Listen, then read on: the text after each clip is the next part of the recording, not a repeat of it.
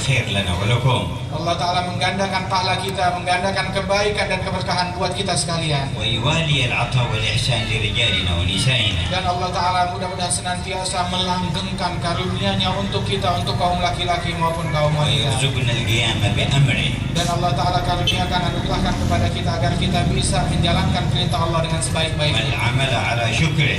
Dan juga bisa mempraktekkan dan mengamalkan dalam rangka syukur kepada Allah Ta'ala. ويحشرنا في زمرة Dan الصالحين. mudah-mudahan Allah Ta'ala kumpulkan kita di barisan kaum salihin. يا أكرم الأكرمين ويا أرحم الراحمين اللهم اغفر لنا ولهم وانظر إلينا وإليهم وارحمنا وارحمهم ووالدينا ووالديهم واجعلنا وإياهم من الذين آمنوا بما أنزلت على رسلك.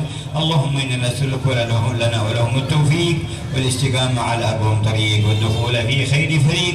اللهم ثبتنا على الحق فيما نقول، ثبتنا على الحق فيما نفعل، ثبتنا على الحق فيما نعتقد. اللهم اعصمنا من الشرك واغفر لنا ما دون ذلك. اللهم املأ قلوبنا بالإيمان واجعلنا في أهل الإحسان وارفعنا مراتب العرفان وحققنا بحقائق الإسلام وثبتنا على منهج من استقام واربطنا بالنبي محمد خير الأنام وتكفر عنا جميع السيئات والآثام وبدلها إلى حسنات عظام يا أكرم الأكرمين.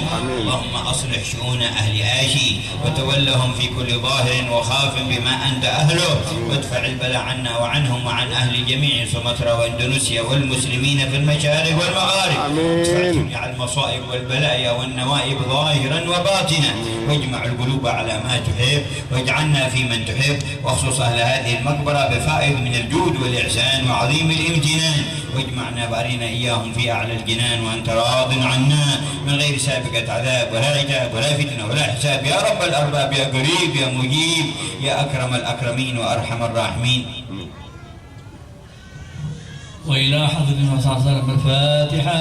ورحمة الله.